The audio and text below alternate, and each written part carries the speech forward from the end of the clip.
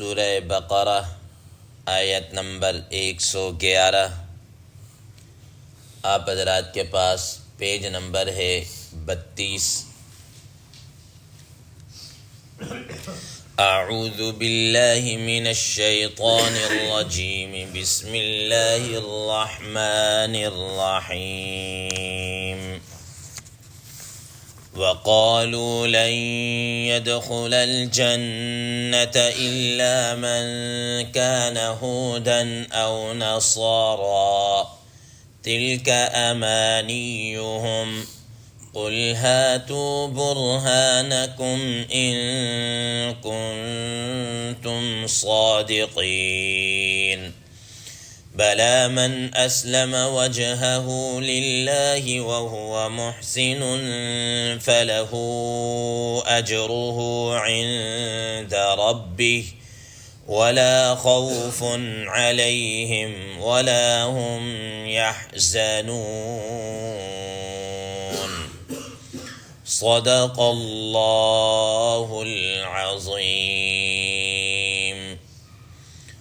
اللهم صل على محمد النبي الأمي وعلى آله وسلم تسليما كثيرا كثيرا۔ محترم سامعین کرام، ان آیات کا ترجمہ اللہ تبارک و تعالی ارشاد فرماتے ہیں، وقالوا لن يدخل الجنة الا من كان هودا او نصارى، اور وہ یہود اور نصارہ کہنے لگے کہ ہرگز جنت میں داخل نہیں ہوگا مگر وہ شخص جو یہودی ہو یا نصارہ ہو۔ تلک امانیہم، یہ ان کی خواہشات ہیں۔ قل ہاتوا برہانکم، تو آپ کہہ دیجئے کہ تمہارے پاس کوئی دلیل ہے تو لاؤ۔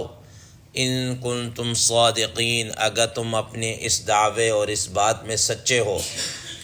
بلا، کیوں نہیں، من اسلم وجہہ للہ، جو شخص اپنے آپ کو اللہ تعالیٰ کے سامنے جھکا دے، وہو محسن، اور وہ نیکی کرنے والا بھی ہو، مخلص بھی ہو، فلہ اجرہ عند ربہ، تو ایسے شخص اس کا اجر اس کے رب کے پاس ہے۔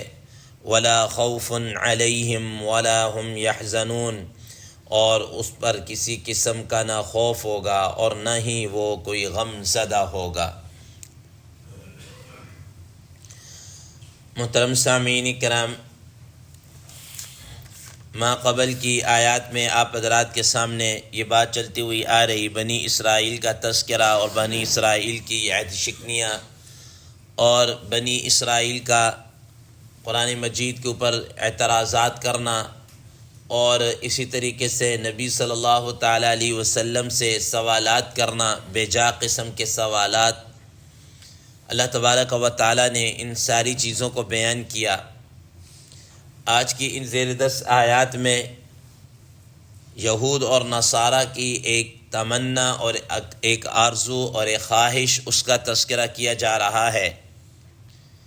محترم سامعین کرام، جیسا کہ پہلے بھی یہ بات گزر چکی کہ یہود اور نصارہ مسلمانوں کو دین سے دور کرنے کے لیے مختلف قسم کے شوشے چھوڑا کرتے تھے۔ ان میں سے انہوں نے ایک شوشہ یہ بھی چھوڑا کہ بھئی اللہ تعالیٰ نے جنت بنائی ہے نا، تو جنت کے اندر پتہ ہے کون جائے گا؟ جنت کے اندر تو ہم ہی جائیں گے، ہم سے مراد کون ہے؟ یہود کہنے لگے جو یہودی ہوگا وہی جائے گا، اور نصارہ کہنے لگے کہ جو عیسائی ہوگا وہی جنت کے اندر جائے گا۔ یہاں تک کہ پیچھے آپ پڑھ کے آ چکے ہیں کہ یہود نے تو یہاں تک کہا لن تمسنا النار الا ایاما معدودہ، کہ ہمیں تو جہنم کی آگ نہیں چھوئے گی سوائے چند دنوں کے۔ وہ چند دن کون سے ہیں؟ وہ چند دن اتنے ہی ہیں، مثال کے طور پر کہ جو ہمارے آباء و اجداد نے بچڑے کی جتنے روز عبادت کی ہے، اتنے دن ہم جہنم کے اندر رہیں گے، بس اتنے دن رہیں گے۔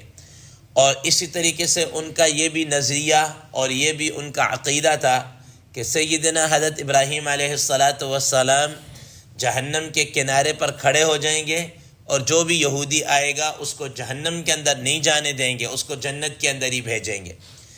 یہ ان کی خواہشات اور تمنائیں تھیں۔ اللہ آج بھی اس زیر 10 آیت مبارکہ میں اللہ تبارک و تعالی ان کی انہی آرزوؤں کو اور تمناؤں کو، جس کو کہتے ہیں نا وشفل تھنکنگ، یہ ان کی وہ تو فرمایا قالوا لن يدخل الجنت الا من كان هودا او نصارى، کہ جنت کے اندر تو ہم ہی جائیں گے۔ یہودی کہنے لگے یہود جائیں گے، اور نصارہ کہنے لگے نصارہ جائیں گے۔ محترم سامعین کرام، آپ حضرات کے علم میں ہے کہ یہود سیدنا حضرت موسیٰ علیہ السلام اور تورات پر ایمان رکھتے تھے، اور نصارہ یہ حضرت عیسیٰ علیہ السلام اور ان پر نازل شدہ کتاب انجیل پر ایمان رکھتے تھے۔ اپنے اپنے وقت کے اندر یہودی برحق تھے۔ جب حضرت موسیٰ علیہ السلام کا زمانہ اور تورات کا زمانہ تھا، یقیناً اس وقت نجات اسی کی تھی جو یہودی تھا، جو حضرت موسیٰ علیہ السلام پر ایمان رکھتا تھا اور تورات کے اوپر جو ایمان رکھتا تھا، اس کی نجات اس وقت اسی چیز پر تھی۔ یہاں تک کہ سیدنا عیسیٰ علیہ السلام آگے، پھر اس وقت دین عیسوی ہی اصل دین تھا۔ جب تک حضرت عیسیٰ علیہ السلام کی نبوت باقی تھی، جب تک ان کا زمانہ تھا، تب تک جو حضرت عیسیٰ علیہ السلام پر اور ان کی تعلیمات اور انجیل پر ایمان رکھتا تھا، اسی کی نجات تھی۔ لیکن جب ان کا زمانہ ختم ہو گیا، اب رسول اللہ تعالی علیہ وسلم کا زمانہ آ گیا، قرآن مجید کا زمانہ آ گیا، تو اب نجات اور صرف کس کے لیے؟ اسی کے لیے جو لا الہ الا اللہ محمد الرسول اللہ کا اقرار کرے گا اور قرآن مجید کے احکامات پر عمل پیرا ہوگا۔ اب نجات اسی کی ہے۔ اب یہ نہیں ہے کہ کوئی آدمی اس دور کے اندر بھی یہ کہے کہ جی میں یہودی ہوں، یا میں عیسائی ہوں، یا میں نصرانی ہوں، یا میں صابی ہوں، یا میں زبور پر ایمان رکھنے والا ہوں تو میں جنت کے اندر جاؤں گا۔ نہیں، اب ایمان کا دار و مدار اس چیز پر ہے جو رسول اللہ تعالیٰ علیہ وسلم لے کر آئے، اس کو جو مانے گا، اس کے احکامات پر جو عمل کرے گا، وہی جنت کا حقدار اور وہی جنت کا مستحق ہوگا۔ محترم سامعین کرام، آپ حضرات کو پہلے بھی یہ بات بتائی ہے کہ اب یہ رفتہ رفتہ جو یہود کے اندر یہ بیماریاں تھیں، یہ آرزویں اور تمنائیں تھیں، یہ آہستہ آہستہ رفتہ مسلمانوں کے اندر بھی آ چکی ہے۔ اب یہ مسلمان بھی صرف اسی بات کے اوپر کہ ہم مسلمان ہیں، ہمارا نام مسلمانوں والا ہے، ہمارا ریکارڈ مسلمانوں کے کھاتے میں ہے، 10ویں نہیں 20ویں جگہ پر اگر کوئی کھاتا لکھا ہوا ہے تو ہم بحیثیت مسلمان وہاں رجسٹرڈ ہیں، بس ہمارا یہ مسلمان ہونا ہی کافی ہے۔ یا مسلمانوں کے ساتھ اس طرح آگے بڑھ کر تھوڑا سا اور دیکھیے، مثال کے طور پر بعض لوگوں نے یہ سمجھ لیا کہ میں فلاں عقیدہ، فلاں مذہب، فلاں فرقہ، فلاں گروہ، فلاں جماعت، فلاں کے ساتھ میرا تعلق ہے تو بس نجات تو ہماری ہے، باقی تو سب کافر اور مشرک العیاذ باللہ۔ بعضوں نے کچھ اور سمجھ لیا کہ ہم فلاں خانوادے کے ساتھ، فلاں خاندان کے ساتھ، فلاں کے صاحبزادے ہیں، ٹھیک ہے نا، فلاں گدی نشین، ہمارے آباء و اجداد فلاں سے گدی نشین چلتے ہوئے آ رہے، تو بس نجات تو ہماری پکی ہے، چاہے ہم جو بھی کرتے پھرے۔ محترم سامعین کرام، یاد رکھیے گا، قرآن مجید کے اندر نجات کے اوپر 2 چیزوں کا دار و مدار رکھا ہے، نمبر 1 ایمان اور نمبر 2 اعمال صالحہ۔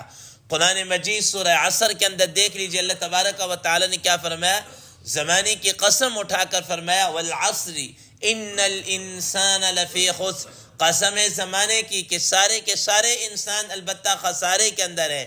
لیکن اس خسارے سے بچنے والے کون ہیں؟ آگے فرمایا الا الذین آمنوا وعملوا الصالحات وتواصوا بالحق وتواصوا بالصبر۔ 4 قسم کے افرادوں کو اللہ تعالیٰ نے مستثنا قرار دے دیا، اور ان 4 چیزوں میں جو سر فہرست 2 چیزیں ایمان اور اعمال صالحہ ہے۔ 2 سر فہرست کون سی ہے؟ ایمان اور اعمال صالحہ ہے۔ ایمان ہے، ایمان کے بعد اعمال صالحہ، اور اعمال صالحہ کے بعد دیگر چیزیں، پھر جا کے نجات کا دار و مدار ہے۔ صرف کسی جماعت کے ساتھ، کسی گروہ کے ساتھ، کسی فرقہ کے ساتھ، کسی مذہب اور کسی ملت کے ساتھ تعلق رکھنا یہ انسان کی نجات کے لیے کافی نہیں ہے۔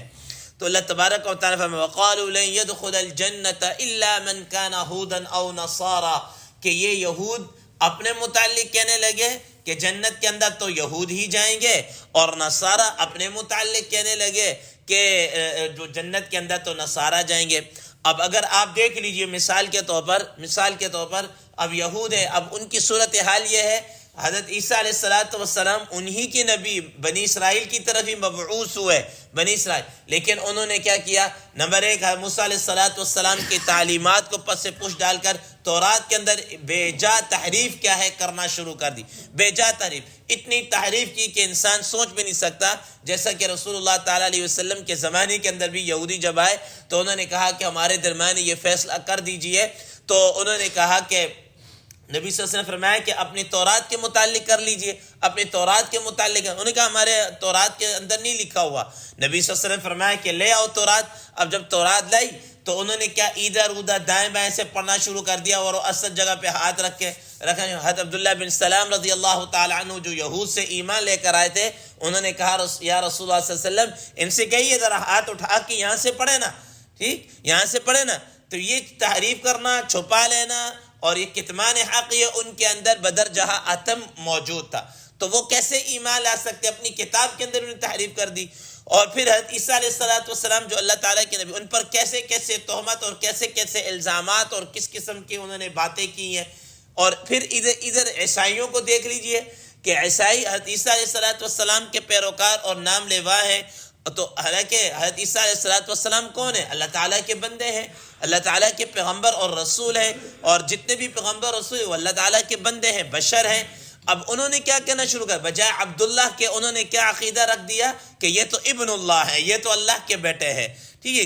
کسی نے کہا اللہ کا بیٹا، کسی نے کہا کہ تین خداؤں میں سے کوئی ایک۔ اللہ تبارک و تعالی نے ان سب کی کیا کر دی؟ نفی کر دی، اور فتویٰ دے دیا لقد کفر الذین قالوا ان اللہ هو المسیح ابن مریم۔ یہ فتویٰ دے دیا کہ جو یہ کہتے ہیں کہ اللہ تعالیٰ مسیح ابن مریم ہے یا ان کے بیٹے ہیں، یا لقد کفر الذین قالوا ان اللہ ثالث ثلاثہ، کہ ان لوگوں نے کفر کیا جو یہ کہتے ہیں کہ اللہ تین میں سے کیا ہے؟ تیسرا ہے۔ اللہ تعالیٰ تو قل هو اللہ احد اللہ الصمد لم یلد ولم یولد ولم یکن له کفوا احد، وہ اکیلا ہے، وہ بے صمد ہے، وہ بے نیاز ہے، وہ صمد ہے، بے نیاز ہے، نہ اس کی کوئی اولاد ہے، نہ وہ کسی کی آگے کوئی اولاد، اس جیسا تو کائنات کے اندر کوئی ہے ہی نہیں ہے، ٹھیک ہے نا۔ لم یکن له کفوا، اس جیسا کوئی ہے نہیں، اس کی مثال ہی نہیں دے سکتے آپ۔ تو بہرحال یہ کیسے ہو سکتا ہے کہ اللہ تعالیٰ کی وحدانیت کے اندر وہ شرک کرنے والے ہوں، صفات کے اندر شرک کرنے والے ہوں، اللہ تعالیٰ کے ساتھ کسی کو اولاد ٹھہرانے والے ہوں، اور تو یہ اللہ تعالیٰ کے ساتھ خدائی کے اندر شریک کرنے والے ہوں، تو یہ کہاں سے ایمان والے؟ جب ایمان والے نہیں ہیں تو پھر جنت کے اندر کیسے یہ چلے جائے گی؟ اس وجہ سے اللہ تعالیٰ فرمایا تلک امانیہم قل ہاتوا برہانکم ان کنتم صادقین، یہ تمہاری آرزویں، تمنائیں، خواہشات ہو سکتی ہیں، لیکن اس کا حقیقت کے ساتھ کوئی تعلق نہیں ہے۔ اگر تم اپنے اس دعوے کے اندر سچے ہو، ہاتوا برہانکم ان کنتم صادقین، تو لے آؤ کوئی دلیل۔ اپنے ہر بات وہی مستحکم ہوتی ہے، وہی جچتی ہے، وہی صحیح ہوتی ہے جس دعوے کے اوپر کوئی نہ کوئی دلیل ہو، انسان کے پاس کوئی حجت ہو، کوئی سند ہو۔ صرف سنی سنائی باتیں یا زبانی کلامی باتیں کہ بس صرف ہمارا یہ کہہ دینا اور یہ ہو گیا، نہ، حقیقتاً کوئی عقلی نقلی دلیل لے کر آئے۔ قل ہاتوا برہانکم ان کنتم صادقین۔ ہاں، اللہ تعالیٰ فرماتے ہیں کہ اب میں آپ کو بتاتا ہوں کہ جنت کے اندر کون سے جائیں گے، کون سے؟ بلا، کیوں نہیں؟ یہ اللہ تبارک و تعالی بلا، یہ لفظ ایسا ہے جو پچھلی بات کی نفی کرتا ہے، ایسا نہیں جو تم کہہ رہے ہو۔ میں بتاتا ہوں کہ تمہیں جنت کے اندر جانے والے من اسلم وجہہ للہ وہو محسن، جو کامل درجے میں اللہ تعالیٰ کا مطیع، فرما بردار، تابعدار، اللہ تعالیٰ کے احکامات کو ماننے والا، اور سارے کام من اسلم وجہہ للہ، اور اس کے سارے کام خالصتاً اللہ کے لیے ہوں، وہو محسن، اور وہ اس نیکی کے اندر مخلص بھی ہو، اس نیکی کے اوپر قائم دائم بھی ہو، تب جنا کیا ہے فلہ اجرہ عند ربی، تو اس کا اجر اللہ تعالیٰ کے پاس ہے، اور وہ اس کا اجر جنت کی شکل کے اندر ملے گا۔ محترم سامعین کرام، یہاں پر اب یہ بات ایک اور ذہن نشین رکھ لیجیے، جیسا کہ پیچھے بھی یہ بات گزر چکی ہے کہ کوئی اس سے یہ بات نہ کہے کہ یہاں پر تو اللہ تبارک و تعالیٰ کی اطاعت کا حکم دیا گیا ہے، رسول اللہ تعالیٰ علیہ وسلم یا کسی پیغمبر کی اطاعت یا اس کا نہیں کہا گیا۔ محترم سامعین اکرام، قرآن مجید کا اسلوب ایسا ہے کہ ہر جگہ ہر بات نہیں کی گئی، بلکہ کسی ایک جگہ بات کر دی، اور اسی سے ریلیٹڈ کوئی بات کسی دوسری جگہ، اور کبھی ایک ہی جگہ پر بھی تفصیل کر دی۔ اب مثال کے طور پر کہیں فرمایا من یطع اللہ والرسول، جس نے اللہ اور اس کے رسول کی اطاعت کی فقد فاز فوزا عظیما، وہی کامیاب ہے۔ اب وہاں پر اللہ اور اس کے رسول دونوں کی اطاعت کا ذکر کیا، اور اگر آپ اس کے سیاق و سباق اور پیچھے کو دیکھیں گے تو یہی سمجھ میں آئے گی کہ اللہ تبارک و تعالیٰ کے ساتھ ساتھ رسول اللہ تعالیٰ علیہ وسلم کی ذات اقدس کو ماننا بھی، اور اللہ تعالیٰ کے احکامات ہمیں پتہ ہی تبھی چلیں گے جب رسول اللہ تعالیٰ علیہ وسلم نے بتایا، ورنہ ہم اللہ تعالیٰ کو تو ہم پہچان ہی نہیں سکتے، ہم اللہ تعالیٰ کو رسول کے بغیر پہچان ہی نہیں سکتے۔ محترم سامعین کرام، اس وجہ سے قرآن مجید میں شاہ فرمایا وَمَن يَبْتَغِ غَيْرَ الْإِسْلَامِ دِينًا فَلَن يُقْبَلَ مِنْهُ وَهُوَ فِي الْآخِرَةِ مِنَ الْخَاسِرِينَ، کہ جو آدمی جو اس اسلام کے علاوہ کسی اور دین کی تلاش کرے گا، کسی اور دین کی چاہے گا، تو اللہ تبارک و تعالیٰ کے ہاں وہ قابل قبول نہیں ہے، وہ قابل قبول۔ ان الدین عند اللہ الاسلام، اللہ تعالیٰ کے ہاں اگر اب دین ہے تو وہ دین اسلامی ہے، وہ دین جو رسول اللہ تعالیٰ علیہ وسلم کے اوپر نازل ہوا، جو قرآن مجید کی شکل میں آیا، اور جس کو رسول اللہ تعالیٰ علیہ وسلم نے آگے لوگوں کو کیا کیا بتایا۔ تو بلا من اسلم وجہہ للہ، کیوں نہیں وہی شخص جو اپنے آپ کو اللہ تعالیٰ کے سپرد کر دے، اپنے آپ کو اللہ تعالیٰ کے ہاں جھکا دے، اور وہ اسی نیکی کے اوپر کیا ہے قائم دائم رہے، اور اخلاص کے ساتھ اسی میں لگا رہے، تو فرمایا کہ وہی ہے فَلَهُ أَجْرُهُ عِنْدَ رَبِّهِ، اللہ تعالیٰ کے ہاں اس کا اجر پھر جنت کی شکل میں ہوگا۔ وَلَا خَوْفٌ عَلَيْهِمْ وَلَا هُمْ يَحْزَنُونَ، اور ایسے لوگوں پر کسی قسم کا نہ کوئی خوف ہوگا، نہ کوئی حزن اور ملال، نہ کسی قسم کا کوئی غم ہوگا۔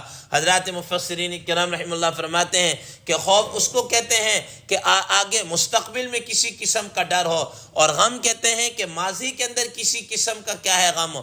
ان کو تو نہ اپنے ماضی کے کسی کیوں پر کوئی غم ہوگا کہ ہم نے یہ کیوں نہیں کیا یا یہ کر لیتے، ٹھیک ہے نا، اور نہ ہی مستقبل میں کسی قسم کا ڈر ہوگا کہ یار پتہ نہیں ہماری نجات ہوگی یا نہیں ہوگی، یا ہمارے ساتھ پتہ نہیں کیا بنے۔ لا خوف علیہم ولا هم يحزنون، نہ تو ان کو مستقبل کے اندر کسی قسم کا خوف ہوگا، اور نہ ہی وہ اپنے ماضی کے اوپر کسی قسم کے غم زدہ ہوں گے۔ اللہ تبارک و تعالیٰ سے دعا ہے اللہ تبارک و تعالیٰ ہمیں ان چیزوں پر عمل کرنے کی، سمجھنے کی، اور اس پر عمل پیرا ہونے کی، اور مرتے دم تک کسی پر قائم دائم رہنے کی توفیق عطا فرمائے۔ وآخر دعوانا ان الحمد للہ رب العالمین۔